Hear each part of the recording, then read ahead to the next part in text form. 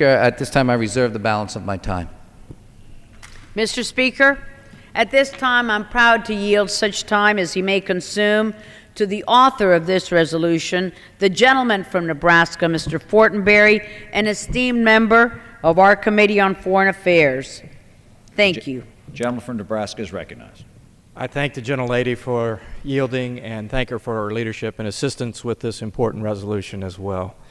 Mr. Speaker, this week holds special significance for our nation, especially for the courageous U.S. diplomats and military personnel who were captured when militant student activists stormed the U.S. Embassy in Tehran 30 years ago on November 4th, 1979. Their 444-day hostage ordeal in Iran is forever etched in our nation's memory. You cannot understand what is happening in the Middle East today without reference to this event. I introduce this resolution to remind us of the hostages' triumph in adversity, of the difficult lessons our policymakers learned during that grueling episode, to commemorate their service to our nation, and to honor those brave soldiers who were killed and wounded in a valiant rescue attempt. Our diplomats took a difficult assignment at a difficult time in the Middle East. Their courageous witness to the principles that we hold dear, just civil order, and recourse to the orderly address of grievances, stands as a reminder of what is at stake now in the ancient land of Iran.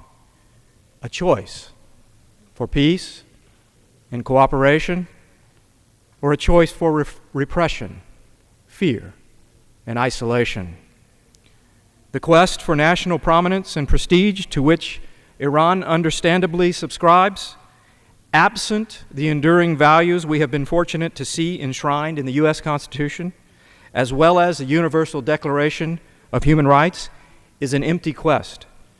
In his often cited work, Democracy in America, Alexis de Tocqueville, in essence, concluded that America is great because America is good.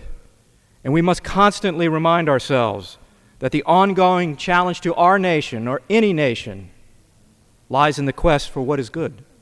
This is the measure of greatness in a civilized world. Greatness, not to dominate, but to liberate. Greatness, not to rule and coerce, but to govern wisely and with the consent of the people who seek to determine their own destiny within the framework of the just rule of law. This is the challenge before Iran today. To be a force for good in a region, challenged to rise above long-standing grievances and injustices.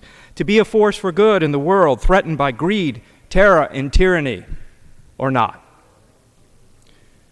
Mr. Speaker, when President Ronald Reagan welcomed the former hostages to the White House on January 27, 1981, he stated, quote, "We hear it said that we live in an era of limit to our powers. Well, let it also be understood there are limits to our patience. It is my hope, Mr. Speaker, that by honoring these brave men and women, we may inspire people throughout the world to work tirelessly for the freedom and justice they deserve and settle for nothing less.